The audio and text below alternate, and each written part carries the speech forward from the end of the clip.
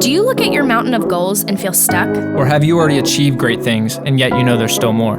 Then you've come to the right place. We're here to offer practical tools and tangible strategies to change your mindset. And challenge you to produce a life beyond the norm.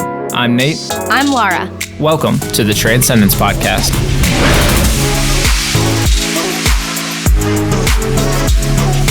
I think we can all agree that we will experience hard seasons in life. You yourself might experience it. You might have a family member, a coworker, a friend might experience it. And it's really good to be aware of how you can offer support to someone who is going through a hard time. Yeah, because it's really important for us to be there for the people in our lives, family, friends, everybody that you encounter. When they go through a hard time, it's important for you to be there for them, but it's important that you're there for them in the right way. Most people get two words confused, and there's a huge difference between the two. So it's important you understand how you give support, and that's sympathy versus empathy. See, sympathy is feeling pity or sorrow for someone else's sorrow, whereas empathy is the ability to understand and share feelings. See, sympathy makes excuses for people, right? You fall into their story. It feeds that feeling or that emotion that they're currently in, and it pushes that person as an outcast. Like, I pity that person. I feel bad for them. They're over there, right? It doesn't draw them in. So it doesn't strengthen that relationship between the two.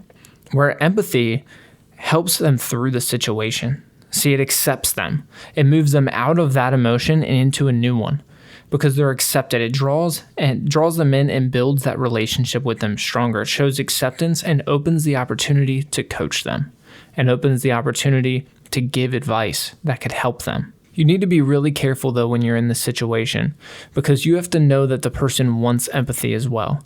They have to want help because if they're seeking out pity and sorrow, you can't help them.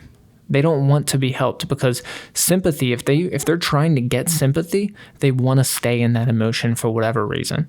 Whereas if they just want understanding, that's where you can deploy empathy. And I think sometimes, too, we can think we are empathizing with that person when really we're not. You may try to avoid or change the topic if it's uncomfortable for you, or if you're like, oh gosh, I don't know how to help them through this. So, hey, I gotta go, and I'll check in with you later, and really that's not a way to empathize. You may also try to add positivity or mitigate their situation by belittling it and saying, oh, well, it's really not that bad, and sometimes people do need to hear that, but a lot of times that's not the right way to approach it. You may try to advise and offer ways to get through it. Don't try to be the expert if you have no idea what they're going through. You can't just say, oh, well, when I went through this worked for me, because not every solution will work for every person. I'll also say, too, that you may try to insert a me too type of story. You may try to relate with that person when really what you're doing is putting all the attention on you and your situation, and you're not really focusing on the hurt and the pain that they are currently in. Or you may try to let them know that someone has it worse off than they do. And while that you may think that's helpful, it's not. I think it's very important that you recognize what they are going through. And the last way that you may think you're empathizing is to overreact or to feed into the situation. And sometimes that is the worst thing that you could do, would be to overreact or to feed into whatever situation they're going through. And some of those examples you just gave are directly feeding into sympathy, especially the last one, feeding into their story and helping them sit in it rather than helping them move through it. Right. But some of those actually had good intention, advising people or wanting to relate to them in some way. Yeah, the attention needs to be on them. And I think a lot of times when we're trying to help somebody through something, we miss the steps in place of how to empathize with somebody. We jump to the end. Whereas helping them is realistically the last step in place. So I want to go through the 5 steps to empathizing with people and to help them move out of one situation and into a new one. Help them change their perspective or change their mindset. So the first step to empathizing with somebody is to listen. And when I say listen, I mean really listen, actively listen. This means you're not on your phone when you're listening. You're not distracted by other people. You have eye contact with the person. You're connected with the person. There's no distractions. And don't nudge them along. People hate that. Like saying, yep, I get it, and moving them along to try to get to what you want to say. Make sure you're listening and not waiting to talk. Right. I was just about to say that. Listen to understand, not just to have a response. Yeah, you want to actually figure out where they're coming from, because the first part of empathy is understanding, and that comes from listening. So the next step number 2, is recognize what emotion that they are currently in. Remember, we have 5 core emotions, and we did a deep dive into this a few weeks ago, but there's 5 core emotions, and there's 3 that people don't want to spend a lot of time in, and that's fear, sadness, or anger. It's usually going to be one of those 3 that they're stuck in and that they need help getting out of. It's usually going to be one of those 3 that they don't want to be in for a long period of time. Obviously, if someone's sitting in joy, they don't need empathy. They just need to keep riding out the joy as long as they can. But when a hardship happens, it usually draws out one of these 3 for somebody. So it's important to realize, which one is it? Do they want change? That's anger. Are they scared of something? That's fear. Or do they feel that they have lost something? That's sadness. So it's important to really understand where they're at. You have to recognize first, which emotion are they stuck in? Number 3 is demonstrate understanding from that perspective. This is where you're going to physically say, I understand. That sucks. Agree with them. This is where you're not feeding into the story and the drama side of it, but understanding where they're seeing their perspective from. This is where you can actually put yourself in their shoes. There's a lot of times that from an outsider looking in, you can see a whole different perspective. And we're going to get to that. The last step is to show new perspective. That's the 5th. If you try to do that too soon and you don't first recognize their perspective and understand and accept their perspective for what it is, then they're going to think that you're not listening to them. They're going to think you're trying to just give your advice and move on. They're going to think you don't understand them, when realistically you have to first demonstrate the understanding for their current perspective. The next step is a quick step, but a very, very important one. This is where you're going to determine whether they want sympathy or they want empathy.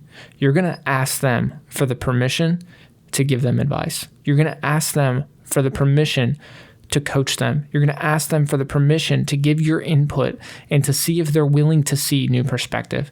If they are not willing to see new perspective and they want to push back, you say, no problem.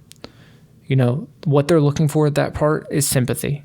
And sympathy is not something that you really need to give, because when you give sympathy, it does nothing but drain your energy. When you give empathy, you're actually going to gain energy because you're helping somebody. And anytime you help somebody, you're going to realize that there's going to be a part of you that's going to get such a big value out of it. So it's important that you ask them permission, because that's going to determine whether you need to stop where you're at or you move on to step number 5. And step number 5 is offer the new perspective. Offer them a new way to look at it. It's an easy one that I find to go to a lot of times is showing them some sort of gratitude. Yeah, I know this sucks right now. I know what you're going through. I know you feel like you've lost everything, but you still have this. Don't forget to cherish what you do have. Gratitude is rooted in joy. So if we can steer them towards gratitude at this point, then you can start to get them into joy and out of whatever they were in. But if you try to do that too early, again, they're going to think you're not listening or you don't understand. So many people, like Laura said in her examples, want to jump to number 5 because they know the answer. They're like, I've been there. This helps. They just want to be the solution. But first you have to take time to really listen to them, to really understand them, to really narrow down that emotion, and to really ask them permission. See if they even want the coaching right now. Because if they're just wanting to throw a pity party, let them do that alone. And I will say, when you take the time to ask for that permission, you're also showing how much respect you have for that person, because you're not just saying, oh, okay, well, here, I have the solution for you. You're saying, hey, I think I can offer you some advice. Can I do that? It shows you really respect them as a person, and you love them enough to offer that support to them and to offer a solution to them. And in return, it's going to strengthen that friendship, that relationship, whatever it may be. It's going to strengthen that bond between you two. And they know when they come to you that you're not just going to feed into whatever they're going through. You can actually help them. And it's going to create that hopefully reciprocating effect too. When you go through a tough time, if they've been through it and they can help you, they can offer that new perspective as well. It works really well in a friendship when you can do it both ways. So, but it's important, stick to the steps. If you try to shortcut this process, you're jeopardizing the relationship and the strength of the relationship between you and that person. You're jeopardizing the credibility that you have as a guide or as a mentor in that specific situation. So the other thing to remember is empathy is not easy. It's not natural. It's way easier to sympathize with somebody, build up their story, fall into their story, and move on and say, wow, that sucks for them. It's way easier than taking the time to actively listen. A lot of us have issues with actively listening. That's a hard task nowadays because we live in a very fast-paced society. So when someone seems like they're drawing something out, we want to tune out. But really, you need to stay engaged until they can get everything out. And it's not always easy to determine what emotion that they're in at that time. So it's important that you actively listen, because if you don't, it's going to make it even harder. This isn't easy, but it's so rewarding if you're intentional to do this with the people in your lives. So I challenge you, who in your life needs you the most right now? And are you showing them empathy, or are you joining in their pity party? Thank you so much for joining us on this week's episode. We hope that you've learned something new, that you feel challenged, and are inspired to live a life beyond the norm. If something in this episode stuck out to you, be sure to screenshot the podcast, post it on Instagram, and tag us in it. Let us know what captivated you. And speaking of Instagram, we would love to connect with you and let you be the first to know about our new episodes and exciting updates. If you found value in this podcast, be sure to leave us a rating or review. This will allow us to expand our reach and let others know that they can benefit from this podcast as well. We appreciate you spending your time with us, and we can't wait to be with you again soon. Join us next time as we continue to live a life beyond the norm.